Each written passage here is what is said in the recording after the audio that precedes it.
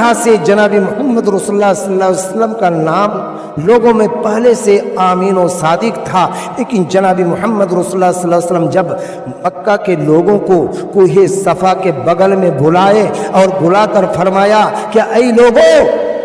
اگر میں کہوں کہ تمہارے پیچھے سے کوئی دشمن آ رہا ہے، تم پر حملہ کرنے والا ہے، کیا آپ یقین کریں گے؟ لوگوں نے کہا کہ بے شک ہم یقین کریں گے، چونکہ آپ صادق ہیں، سچ بولنے والے ہیں، آپ آمین ہیں، امانت دار ہیں، آپ خیانت نہیں کرتے ہیں، آپ جھوٹ کبھی نہیں بولے ہیں، آپ کی بات کی ہم تردید نہیں کر سکتے ہیں۔ میرے دوستو، جب اللہ کے نبی صلی اللہ علیہ وسلم سے کہا کہ ہم آپ کی بات کو مان لیں گے، تو اللہ کے نبی صلی اللہ علیہ وسلم نے فرمایا قولوا لا الہ الا اللہ تفلحون،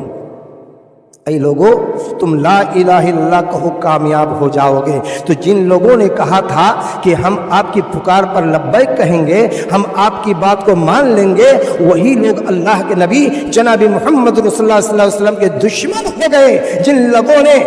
لوگوں نے اللہ کے نبی کی پکار پر لبیک کہا وہ کامیاب ہو گئے، اور جن لوگوں نے لبیک نہیں کہا وہ ناکام رہے، بلکہ اللہ کے نبی کے دشمنی پر اترا ہے۔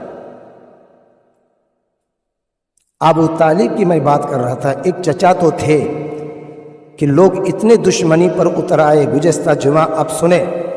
کہ انہی کا اپنا سگا چچا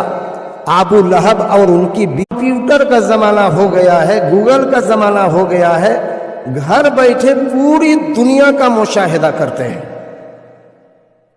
آج کے زمانے میں لوگ، جبکہ سورہ لقمان کے اندر، سورہ لقمان کی آخری آیت ہے، اللہ تبارک و تعالیٰ کہتا ہے کہ اللہ کے علاوہ 5 چیزیں کوئی نہیں جانتے ہیں، جن میں سے ایک یہ ہے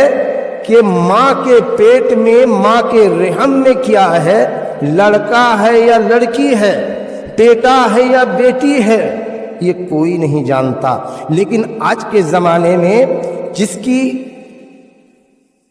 4 بیٹیاں ہو گئی ہے، ایک بھی بیٹا نہیں ہوا ہے، 5 ہو گئی ہے، 6 ہو گئی ہے، 7 ہو گئی ہیں، 8 ہو گئی ہیں، ان پر بوجھ لگنے لگا ہے کہ بیٹیوں کو پرورش کرنی ہے، پھر ان کا شادی بیاہ کرانا ہے، پھر ان کے لیے سامان مہیا کرنا ہے۔ یہ زمانہ آ گیا ہے کہ وہ اپنی بیوی کو لے کر جاتا ہے ڈاکٹر کے یہاں اور الٹرا ساؤنڈ کرواتے ہیں۔ یہ ترقی ہے، الٹرا ساؤنڈ کرواتے ہیں اور دکھلاتے ہیں کہ ڈاکٹر صاحب دیکھیے تو میری بیوی کے پیٹ میں لڑکا ہے یا لڑکی، بیٹا ہے یا بیٹی ہے۔